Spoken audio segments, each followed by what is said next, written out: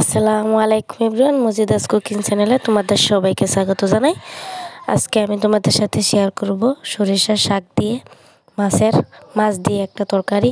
খেতে কিন্তু অসম্ভব মজার, গরম ভাতের সাথে। তো তোমাদের কাছে অনুরোধ রইল আমার ভিডিওটা প্রথম থেকে শেষ পর্যন্ত দেখবে। আশা করি ভালো লাগবে। ভালো লাগলে অবশ্যই লাইক কমেন্ট শেয়ার করতে ভুলবে না। তো সরিষার শাক দিয়ে মাছ রান্না করার জন্য এখানে আমি কিছু সরিষার শাক নিয়ে নিছি। তো এখন এগুলোকে আমি ভালোভাবে বেছে নিব।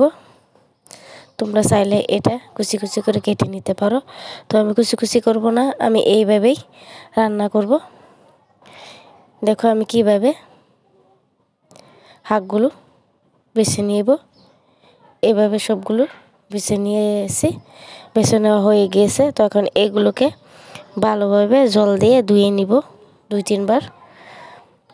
তো তোমাদের কাছে অনুরোধ রইল, যারা আমার নতুন ভিডিও দেখছো তারা অবশ্যই আমার চ্যানেলটা সাবস্ক্রাইব করে অবশ্যই পাশে থাকবে। তো এখানে আমি একটা মাছ নিয়ে নিয়েছি। তো এখানে এগুলোকে আমি টুকরো টুকরো করে কেটে ভালোভাবে ধুয়ে পরিষ্কার করে নিয়েছি। তো এখন আমি চলে যাব রান্না করতে। শাক মাছ দিয়ে এই তরকারিটা খেতে অসম্ভব মজা। তো দেখো আমি এখানে একটা প্যান বসিয়ে দিয়েছি, গরম হয়ে গেছে। এখন সরষের তেল দিয়ে দিব। তো এখন দিয়ে দেব পেঁয়াজ কুচি। তো পেঁয়াজ কুচি দিয়ে আমি এখন আর দিয়ে দিব কাঁচা লঙ্কা চেরা, একসাথে দিয়ে দিব। দিয়ে এখন পেঁয়াজগুলোকে আমি হালকা ব্রাউন কালার করে নেব। তো এইভাবে নাড়াচাড়া করে আমি একটু অল্পখানি কালার করে নেব পেঁয়াজের। তো আমি যেভাবে রান্না করি এবার একবার হলো বানিয়ে দেখবি। তো এখানে যত গুঁড়া মশলা আছে সবগুলো দিয়ে দিব। তো এখানে এই তরকারিটা করার জন্য বেশি কিছু মশলা লাগে না, ঘরে থাকা উপকরণ দিয়ে হয়ে যায়। তো এখন অল্প জল দিয়ে দিব। দিয়ে আমি এখন নাড়াচাড়া করে তো এখন আমি মাছগুলো ছেড়ে দিব। তো তোমরা চাইলে মাছগুলো ভেজে নিতে পারো, আমি ভাজবো না, আমি কাঁচাই দিয়ে দিব।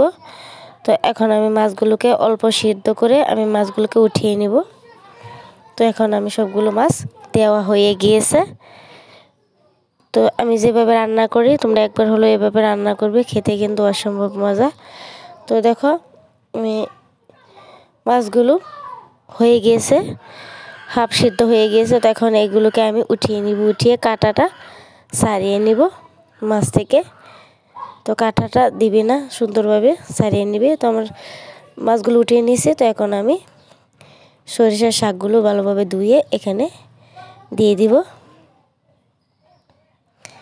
তো এখানে কোনো জল দেওয়ার প্রয়োজন পড়বে না, তো শাক থেকে এভাবেই জলটা বেরিয়ে আসবে। তো এখন আমি ঢাকনা দিয়ে এটা ঢেকে আমি এটাকে রান্না করে নেব। তো দেখো আমি ঢাকনাটা সরিয়ে এখন মাছের কাঁটাগুলো সারিয়ে নিয়েছি। তো দেখো আমি মাছগুলো দিয়ে দিয়েছি, দিয়ে এখন আমি শাকের সাথে ভালোভাবে নাড়াচাড়া করে দেখো আমি জল কিন্তু দিইনি, এইভাবে জলটা উঠে গেছে। তো এই জলেই ভালোভাবে রান্না হয়ে যাবে, একেবারে মাখো একটা তরকারি হবে। তো আমি আবার ঢাকনা দিয়ে ঢেকে এটাকে ভালোভাবে রান্না করে নেব। তো দেখো আমার রান্না প্রায় কমপ্লিট। তো এখন আমি তোমাদেরকে পরিবেশন করে দেখিয়ে দেব।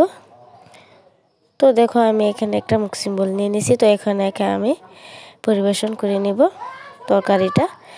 তো দেখো আমার দেখতে যেমন, খেতেও কিন্তু অসম্ভব মজার হয়েছে। তো দেখো আমি পরিবেশন করে নিয়েছি, মাশাআল্লাহ খুব সুন্দর হয়েছে। তোমরা একবার হলো বানিয়ে দেখবে, গরম ভাতের সাথে খেতে অসম্ভব মজার। তো সুস্থ থাকবে, ভালো থাকবে, পরবর্তী ভিডিওর জন্য অপেক্ষা করবে। আল্লাহ হাফিজ।